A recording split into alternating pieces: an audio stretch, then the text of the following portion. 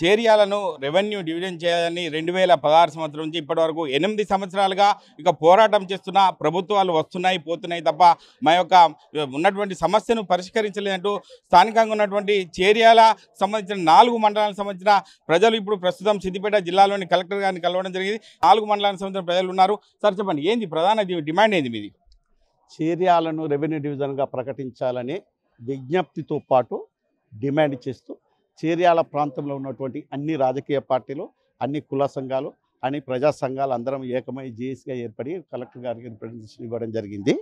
కారణం ఏంటంటే ఒకనాడు మహా అద్భుతంగా ఉన్నటువంటి చేరియాల ప్రాంతము వారి వ్యక్తిగత అవసరాల కోసం స్వార్థ ప్రయోజనం కోసం చేరియాలను చెక్కమొక్కలు చేయడం జరిగింది.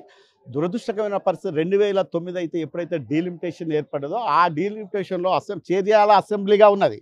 చేరియాల, మద్దూరు, నర్మట, బచ్చనపేట మండలాలతో పాటు ఒక అసెంబ్లీ నియోజకవర్గంగా, ఒక సమితి హెడ్ క్వార్టర్గా, ఒక తాలూకా హెడ్ క్వార్టర్గా ఉండడంతో పాటు నల్గొండ జిల్లాలోనే 1950స్లోనే చేరియాల అనేది ఒక టౌన్గా ఉండే, చేరియాల అనేది ఒక మున్సిపాలిటీ ఉన్నది, చేరియాల అనేది ఒక తాలూకా కేంద్రంగా ఉన్నటువంటి పరిస్థితి. తర్వాత ఆటోమేటిక్గా వరంగల్ జిల్లాలో మెర్జ్ అయింది. వరంగల్ జిల్లాలో మెర్జ్ అయినప్పటికీ కూడా ఇది తాలూకాగానే ఉన్నది, తాలూకాగానే పనిచేస్తుంది, నియోజకవర్గ కేంద్రంగానే ఉండడంతో పాటు అనేక మంది గొప్ప గొప్ప నాయకులకు కూడా జన్మనిచ్చినటువంటి ప్రాంతము చేరియాల ప్రాంతం. యూనియన్ క్యాబినెట్లో పనిచేసిన వ్యక్తి ఇక్కడ నుంచే ఉన్నాడు, స్టేట్ క్యాబినెట్లో పనిచేసినటువంటి వ్యక్తి చేరియాల నుంచే ఉన్నాడు. 2 జిల్లా పరిషత్ 50 మండలాలకు జిల్లా పరిషత్ చైర్మన్లు కూడా చేరియాల ప్రాంతమే అందించింది. 2 ఎంపీలను కూడా చేరియాల ప్రాంతం నుంచి అందించినటువంటి గొప్ప ప్రాంతాన్ని ఇది తీసుకొచ్చి చేరియాల సిద్దిపేటలో మెర్జ్ చేయడం, ఉన్న ప్రాంతాన్ని 2 భాగాలు చేసిండ్రు. చేరియాల అనేటువంటి ప్రాంతం తీసుకుపోయి జనగామలో సగం 2 మండలాలు జనగామలో కలిసిరు. మాది జనగామ కేంద్రం. జనగామ నియోజకవర్గం ఉండి కూడా జనగామ నియోజకవర్గంలో కూడా మేము ద్వితీయ శ్రేణి జిల్లా హెడ్ క్వార్టర్లో అటు ద్వితీయ శ్రేణి పౌరులుగానే ఉన్నాం. ఇక్కడ సిద్దిపేటలో ఉన్నప్పటికీ కూడా ఇక్కడ కూడా ద్వితీయ శ్రేణి పౌరులుగానే ఉన్నటువంటి అత్యంత దురదృష్టవంతులు ఎవరైనా ఉన్నారా ఈ తెలంగాణ ప్రాంతంలో అంటే ఓన్లీ చేరియాల ప్రాంతం అని మేము బాధ తప్ప ఉదయంతో తెలియజేయడం జరిగింది. ఈ బాధలన్నింటినీ అధిగమించడానికి మాకు రెవెన్యూ డివిజన్ ప్రకటించాలని ఈరోజు మేము ఇవ్వడం జరిగింది. దయచేసి అన్ని కుల సంఘాలు ఉన్నాయి, అన్ని ఇతర పార్టీలు ఉన్నాయి, ఒక్కొక్క నిమిషం తీసుకోండి. మీరు చెప్పండి సార్, 3 జిల్లాలకు అనుసంధానంగా ఉన్న చేరియాలను గతంలో కూడా మీరు ఎన్నో పోరాటాలు చేస్తున్నారు, ఎందుకు మరి ప్రభుత్వాలు పట్టించుకోవడం లేదు? గత ప్రభుత్వాలు స్థానిక సమస్యలను ఏ రోజు పట్టించుకున్న పాపాన అవ్వలేదు. మీకు తెలుసు, చేరియాల ప్రాంత ప్రజలు కొన్ని సంవత్సరాలుగా ఇప్పుడు మా జే చైర్మన్ చెప్పినట్టు 8 సంవత్సరాలు ఉద్యమం నడుస్తూ ఉంది. ప్రతి ఎలక్షన్స్లో వాగ్దానం ఇచ్చుకుంటూ పోయి చేరియాల కంటే చిన్నగా ఉండే నగర పంచాయతీల స్థాయి టౌన్లను కూడా రెవెన్యూ డివిజన్ చేయడం జరిగింది. కానీ మేము గతంలో 50స్లో మున్సిపాలిటీగా ఉన్న ప్రాంతం, రెవెన్యూ తాలూకా ఉన్న ప్రాంతం, చేరియాల నియోజకవర్గంగా ఉన్న ప్రాంతాన్ని రెవెన్యూ డివిజన్ చేయడానికి ఇక్కడ స్థానికంగా ఉండే అప్పటి నాయకత్వం మా మీద వివక్షాపూరితంగా రెవెన్యూ చేయడం కూడా ఆపడం జరిగింది. మొన్న ఎలక్షన్స్లో, నియోజకవర్గ ఎలక్షన్స్లో, అసెంబ్లీ ఎలక్షన్స్లో అప్పటి పిసిసి అధ్యక్షులు ఇప్పుడు ముఖ్యమంత్రి గారు మా మేనిఫెస్టోలో చెప్పడం జరిగింది. దానికి అనుకూలంగా జేఏసీలో ఉన్న మేమందరం ఎప్పుడు పోరాటాలు చేయని కొన్ని పార్టీలు, టీఆర్ఎస్ లాంటి, బీఆర్ఎస్ లాంటి పార్టీలు ఈరోజు చెప్పుకుంటూ ఉన్నాయి. కానీ ఆ మాట మీద నిలబెట్టుకునే విధంగా మా మంత్రులు, మా స్థానిక నాయకులు, మా మంత్రులు మొన్న అసెంబ్లీలో మాట్లాడడం జరిగింది. అదేవిధంగా రెవెన్యూ మినిస్టర్ పొంగులేటి శ్రీనివాసరెడ్డి గారిని కొమ్మూరు ప్రతాప్ రెడ్డి గారు మేమందరం కలిసి జేఏసీ అంతా కలిసి కలవడం జరిగింది. కలిసినప్పుడు మీకు ఇది ఫీజిబిలిటీ ఉన్న విషయం, కంపల్సరీ నేను దాన్ని పరిశీలించి పంపిస్తానని చెప్పగానే ఇమీడియట్ కలెక్టర్ ఆఫీస్కి దానికి సంబంధించిన జీవో రావడం జరిగింది. దానిపైన ఎక్కడ గతంలో నంగనూరు మండల్ హుస్నాబాద్లో ఉండే విధంగా వచ్చిన జీవోను క్యాన్సిల్ చేస్తూ మద్దూరు మండలాన్ని హుస్నాబాద్ మండలం తీసుకోవడం జరిగింది. మరి అట్లాంటివి ఏమన్నా మళ్ళీ జరుగుతాయేమో అనే ఉద్దేశంతో ఈరోజు మా జేఏసీ ఆధ్వర్యంలో మేమందరం ప్రజా సంఘాలు, ఆల్ పార్టీస్ ఏకమై మా ప్రాంతం యొక్క ఫీజిబిలిటీ ఏదైతే అవకాశాలు ఉన్నాయో రెవెన్యూ చేయడానికి, పాపులేషన్ కావచ్చు, టెక్నిక్ అంశాలు కావచ్చు, గత చరిత్ర కావచ్చు, సాయుధ పోరాటాలు కావచ్చు, ఈ ప్రాంతానికి సామాజిక ఉద్యమ కోణాలు ఉండడం వల్ల దీన్ని మరి ఏర్పాటు చేయడానికి ఎట్లాంటి ఆటంకం లేదు అని చెప్పడానికి ముందస్తుగా మేము ఈరోజు కలెక్టర్ గారిని కలవడం జరిగింది. దీనికి మా ప్రభుత్వం అనుకూలంగా ఉన్నా ఇక్కడి నుంచి ఫీజిబిలిటీ రిపోర్ట్ కరెక్ట్ పోనట్టయితే మేము నష్టపోతాం, గతంలో నష్టపోయినాం కాబట్టి మళ్ళీ నష్టపోయే అవకాశం ఉండొద్దని ముందస్తు జాగ్రత్తతో ఈరోజు ఎలర్ట్ అయిన మా ప్రాంత ప్రజలు గతంలో 2 సార్లు మోసపోయినాం కాబట్టి కాన్స్టిట్యున్సీ కోల్పోయినాం, అదేవిధంగా జిల్లాను 2 ముక్కలు చేసుకోగలిగి నష్టపోయినాం. కాబట్టి అది జరగొద్దని మా ప్రాంత తపాసుపల్లి తెచ్చిన తలమానికంగా తపాసుపల్లి కుమ్రల్లి యొక్క దోపుగానికి కూడా గురైన పరిస్థితులు ఉన్నాయి. కాబట్టి అది కావద్దనే ఉద్దేశంతోనే ఈరోజు కలెక్టర్ గారు ముందస్తు చేయడం. కలెక్టర్ గారు పీస్బిలిటీ రిపోర్టు 100% టెక్నికల్లీ మీ ఏరియాలకు పీస్బిలిటీ ఉందని చెప్పడం జరిగింది. దానిపై రిపోర్ట్ ఇస్తామని చెప్పినందుకు సంతోషిస్తూ వారికి కృతజ్ఞత తెలియజేస్తూ ఉన్నాం. అంటే రైతులకు సంబంధించి గజ్వెలు పోయే పరిస్థితి ఉన్నట్టు తెలిసింది. ఆ విషయంలో మీరేం విజ్ఞప్తి చేశారు ప్రభుత్వానికి, ఇటు జిల్లా యంత్రాంగానికి? గత కాంగ్రెస్ 2010లో మాకు చేర్యాల ప్రాంతంలో ఏడీ అగ్రికల్చర్ ఆఫీసర్ చేర్యాల ప్రాంతంలో ఉండే. బీఆర్ఎస్ ప్రభుత్వం వచ్చిన తర్వాత అగ్రికల్చర్ ఆఫీసును గజ్వెల్ పంపించాడు. ఇదివరకు డిఈ కూడా ఎలక్ట్రికల్ డిపార్ట్మెంట్ కూడా చేర్యాల ప్రాంతం ఉండే. దాన్ని చేర్యాల ప్రాంతంలో డిఈ ఉన్న ఆఫీస్నేమో హుస్నాబాద్కు పంపించాడు. బీఆర్ఎస్ ప్రభుత్వం వచ్చిన తర్వాత చేర్యాల పరిసర ప్రాంతాన్ని ముక్కలు ముక్కలుగా చేసి తమ స్వార్థాల గురించి ఏదున్నా వాటర్ కానీ నిధులు కానీ చేర్యాల మండలం నుంచి పక్క మండలాలకు జిల్లాకు నిధులు కానీ దేవస్థానం ఒక అభివృద్ధి చెందే ప్రాంతం ఉన్న దేవస్థానం డబ్బులు కూడా జిల్లాలకు తీసుకుపోతున్నారు. మా చేర్యాల ప్రాంతాన్ని ఒక ఎడారిలా తయారు చేస్తున్నారు గత ప్రభుత్వ గవర్నమెంట్.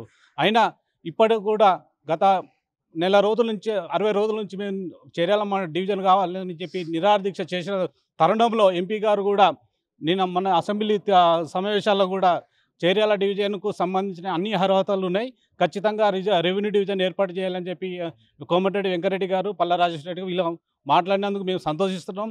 అదేవిధంగా పొంగులేటి శ్రీనివాసరెడ్డి కూడా మాకు చేర్యాల డివిజన్ ఏర్పాటు చేయడం తమ వంతు కూడా సాయం చేస్తారని చెప్పి మాట ఇవ్వడంతో ఈరోజు కలెక్టరు పరిశీలనలో ఉన్నది, ఖచ్చితంగా చేస్తారని చెప్పి అదే ఉద్దేశంతో చేర్యాల ప్రాంతం నుండి 4 మండలాల నుంచి బైగ్రాలు చేసి కలెక్టర్ గారికి వినతి పత్రం ఇవ్వడం జరిగినది.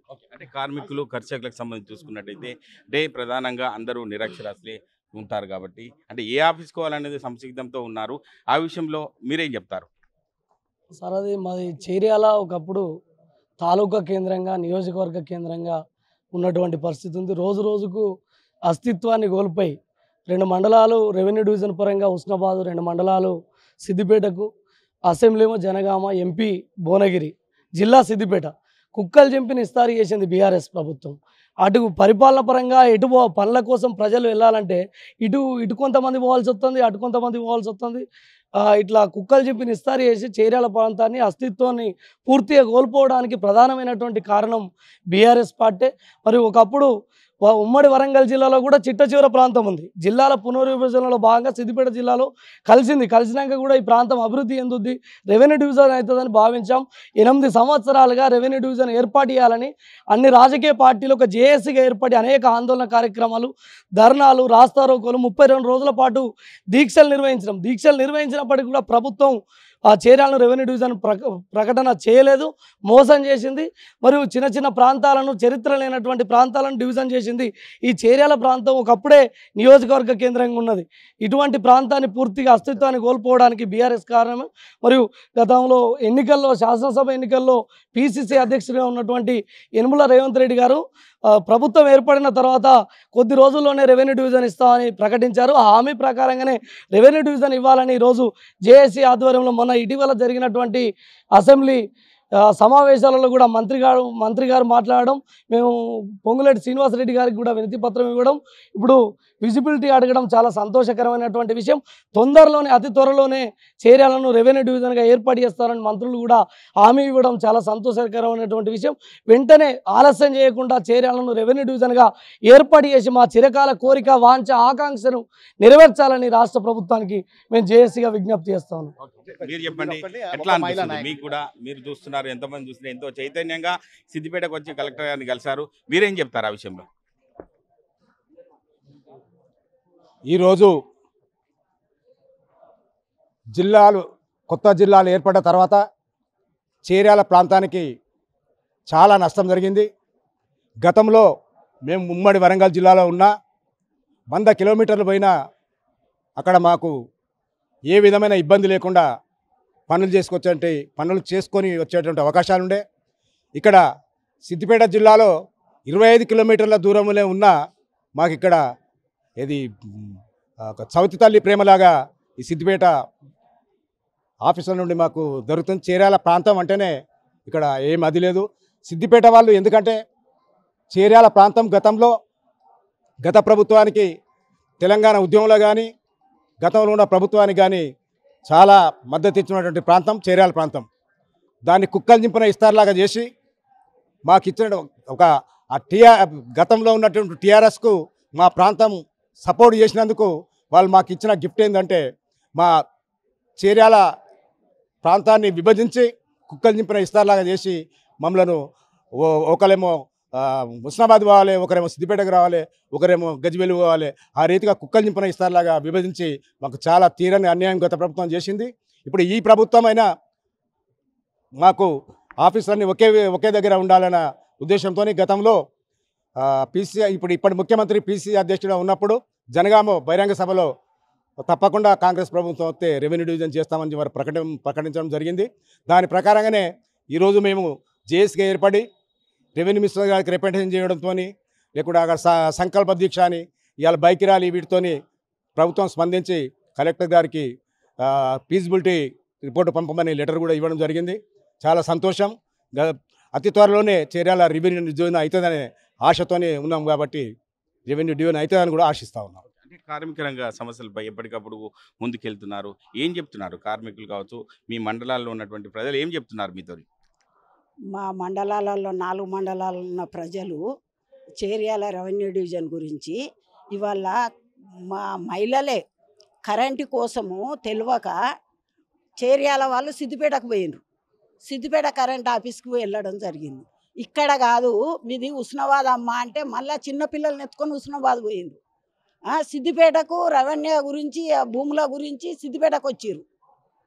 కొమరవెల్లి వాళ్ళు సిద్దిపేటకు వస్తే సిద్దిపేట కాదు మీది గజ్వేలి అంటే గజ్వేలికి పోయిండ్రు. అంటే 1 గంటల 2 గంటలలో అయ్యే పని 2 రోజులు పట్టింది ఒక్కొక్కరికి. మా చేర్యాల రెవెన్యూ డివిజన్ లేకపోవడం వల్ల ఇవాళ ఎంత మహిళలు ఎంత ఇబ్బందులు పడుతున్నారంటే అసలు విషయం తెలియక ఒక కేసు సిఐ ఆఫీసులో కాలేదు, డిఎస్పీ కాడికి పోవాలి. వాళ్ళకి డిఎస్పీ ఆఫీస్ ఏడు ఉంటుందనే తెలియక ఏమైంది సిద్దిపేటకు పోయిండ్రు. సిద్దిపేటకు పోతే హుస్నాబాద్కు తోలిండ్రు. హుస్నాబాద్ నుంచి వచ్చే వరకు తెల్లారింది. అంటే ఇట్లాంటి పరిస్థితి మా రెవెన్యూ డివిజన్ లేకపోవడం వల్ల చాలా ఇబ్బందులు జరుగుతూ ఉన్నాయి. రెవెన్యూ డివిజన్ కావాలని ఎందుకు కోరుకుంటున్నామంటే గత బీఆర్ఎస్ ప్రభుత్వం చేసిన పుణ్యం ఇది. మాది 2 మండలాలు 4 మండలాలు చేసింది. 4 మండలాలు చేసి ఏం చేసింది తెలుసా? కొమరవెల్లి టెంపుల్ తపస్పల్లి డ్యామ్ ఉన్నదని కొమరవెల్లి మండలం చేసింది. చేర్యాలను మండలం చేసింది. మద్దూరు మండలం ఉండే దూలిమిట్ ఒకటి చేసింది, మద్దూరు ఒకటి చేసింది. చేసి ఏందనంటే వీళ్ళను 4 డబ్బాల ఆటలాగా ఆడుకున్నది ఈ ప్రభుత్వం, బీఆర్ఎస్ ప్రభుత్వం. అందుకోసం మేము చెప్తా ఉన్నాం, ఆ ప్రభుత్వానికి కాలం మూడింది పోయింది. ఇప్పటికైనా మాకు రెవెన్యూ డివిజన్ కావాలి అనే దానికోసమే ఇవాళ బైక్ ర్యాలీతోటి ఇక్కడికి మహిళలం జెంట్స్ అందరం కూడా రావడం జరిగింది. మొన్న అసెంబ్లీలో కూడా బాగా మాట్లాడారు మా వాళ్ళు, మంత్రులకు కూడా ఇవ్వడం జరిగింది, ఇస్తే చెప్పడం జరిగింది. మాకు పరిపాలన సౌలభ్యం కోసం ఇప్పటికే అంటే ఉన్నటువంటి పరిస్థితులను బట్టి చూస్తుంటే 200 మంది కూడా నిరసన వ్యక్తం చేస్తూ చేర్యాల నుంచి ఇక్కడ కూడా బైక్ ర్యాలీగా వచ్చి మా నిరసన వ్యక్తం చేస్తున్నాం. ఎందుకంటే 4 మండలాలు ఎక్కడ వెళ్ళాలని చెప్పి వీళ్ళు అంతర్గతంగా ఒక క్షోభకు గురవుతున్న పరిస్థితి. ఇప్పటికైనా ఒక రెవెన్యూ డివిజన్ చేస్తే మా సమస్యలు పరిష్కార దిశగా అయ్యే అవకాశం ఉంటుందని చెప్పి ఒక రెవెన్యూ సాధన సమితికి సంబంధించిన సభ్యులు కూడా చెప్పడం జరుగుతుంది. కెమెరామెన్ ఎల్లూరుతో మహేష్, ఆర్టీవీ, సిద్దిపేట జిల్లా. మరిన్ని వీడియోస్ కోసం ఛానల్ ని సబ్స్క్రైబ్ చేయండి. లేటెస్ట్ అప్డేట్స్ కోసం వాట్సాప్ ఛానల్ ని ఫాలో అవ్వండి. ఆ లింక్ డిస్క్రిప్షన్ లో ఉంది.